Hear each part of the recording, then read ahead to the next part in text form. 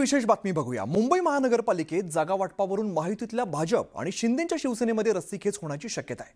या निवडणुकीसाठी भाजपाने 150+ चा नारा दिलाय, तर शिंदेंच्या शिवसेनेने जागा वाटपामध्ये 50-50 फॉर्म्युलाची मागणी केलेली आहे। आता या पार्श्वभूमीवरती जागा वाटपाचा तिढा सोडवण्याचं मोठं आव्हान भाजप आणि शिवसेनेसमोर असेल। बीएमसी साठी भाजपचं 150+ चं टार्गेट, महापालिकेत वर्चस्वासाठी भाजपचं मिशन, शिवसेनेचा मात्र 50-50 जागांसाठी आग्रह।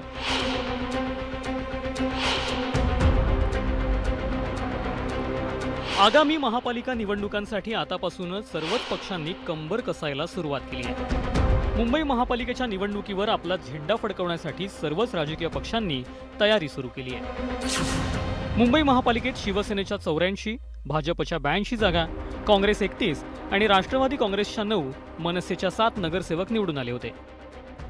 माननीय देवेंद्र फडणवीसजी एवढंच सांगितलं की माननीय एकनाथ शिंदेजी, अजितदादा आणि देवेंद्रजी बसून महायुतीमध्ये जे सीट्स फायनल होतील त्या सीट्स आम्ही अंतिम करू। शेवटी मागणी राहणार आहे, भाजप काही मागेल, एकनाथ शिंदेजी मागतील, अजित पवारजी मागतील, हा आकडा मागणीचा 200-300 होईल, पण शेवटी जेवढ्या सीट आहेत तेवढ्याच लढाव्या लागतील, त्यामुळे तेवढ्याच लढणार आहोत, पण मागणी तर येणारच आहे।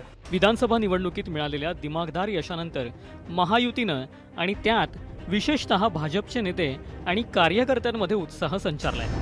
अशातच महायुतीत जागा वाटपातही भाजप मोठा भाऊ असणार हे स्पष्ट झालंय। मुंबई महापालिकेत महायुती म्हणून निवडणूक लढवतानाच मुंबई महापालिकेसाठी भाजपनं 150+ चं टार्गेट ठेवलंय। 150 जागांवर उमेदवार उतरवण्याचा भाजपचा प्रयत्न असेल।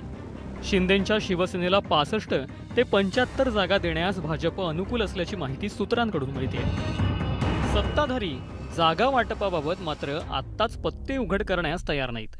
महायुतीचे नेते जागा वाटपाबाबत योग्य निर्णय घेतील असा दावा सत्ताधारी करतायत। शेवटी कार्यकर्ते असतात, त्या भागातले नेते असतात,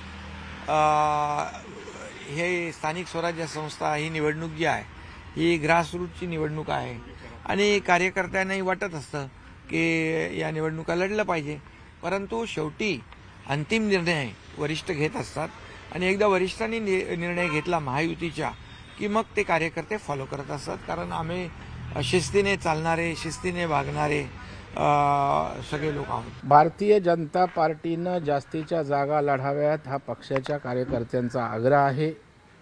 आमच्या कमकुवत जागा निवडून आणण्याचा आमचा प्रयत्न आहे, परंतु हा 150चा आकडा तुम्हाला कोणी दिला मला कल्पना नाही। अशा प्रकारचं कुठल्याही आकड्यावर निश्चिती झाल्याचं मला तरी माहीत नाही।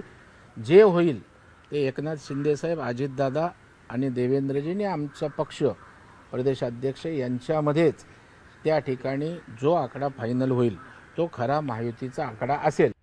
दरम्यान मुंबई महानगरपालिकेत 50-50 जागा वाटपाचा फॉर्म्युला असावा अशी शिवसेनेची मागणी आहे। मुंबई, नाशिक, पुणे, पालघर, कल्याण, डोंबिवली, नवी मुंबई येथे महायुती व्हावी अशी शिवसेनेची इच्छा आहे।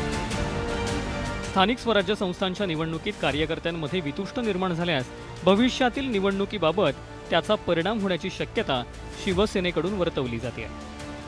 या निवडणुकीमध्ये भारतीय जनता पक्ष आणि शिवसेना यांची युती होण्याची शक्यता आहे, मात्र शिवसेनेच्या वतीनं स्पष्ट करण्यात आलेलं आहे की 50-50% जागा ह्या जर असेल, तसा जर वाटा मिळाला तरच आम्ही युती करण्यासाठी तयार आहोत।